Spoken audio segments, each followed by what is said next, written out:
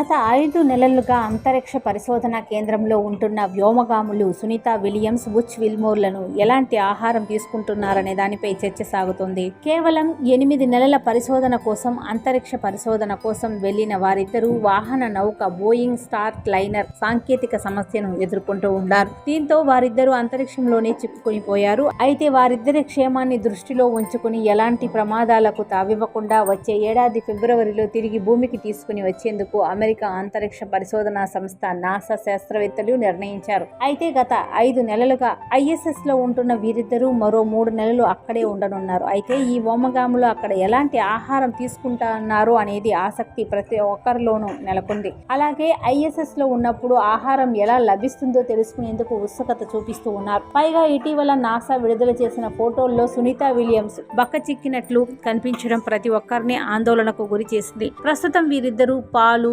Pizza, రొయ్యలు, cocktails, roast chicken, tuna వంటి వివిధ రకాలైన ఆహార పదార్థాలను ఆరగిస్తూ ఉన్నారు. ఈ విషయాన్ని స్టార్ లైనర్ మిషన్ కు చెందిన నిపుణుడు ఒకరు న్యూయార్క్ పోస్ట్ కు వెల్లడించారు. ఈ ఆహారంతో పాటు తాజా పండ్లు, కూరగాయలు కూడా తక్కువ మొత్తంలో అందుబాటులో ఉంటాయని చెప్పారు. ప్రతి 3 నెలలకు ఒకసారి ఆహార పదార్థాలను ISS కు చేరవేస్తూ ఉంటారని తెలిపారు. ఆహార పదార్థాలు గడ్డగట్టిన ఎండిన స్థితిలో ఉంటాయని వివరించారు. ఆహార పదార్థాలను రోజువారీ వ్యక్తిగత అవసరాలకు అనుగుణంగా సిద్ధం చేస్తామని స్టార్ లైనర్ నిపుణులు వెల్లడించారు.